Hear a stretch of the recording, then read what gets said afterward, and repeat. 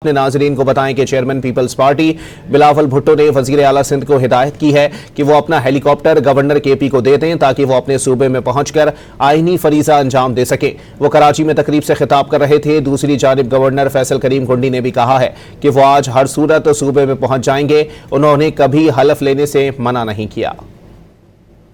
Governor साहब, आपको मेरे ख्याल में पख्तूनख्वा पहुंचना चाहिए।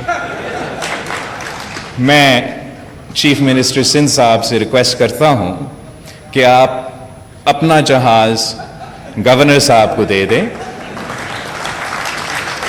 ताकि गवर्नर साहब जो है वो पख्तूनख्वा पहुंच के आइन और कानून के मुताबिक अपना जिम्मेदारी ज़रूर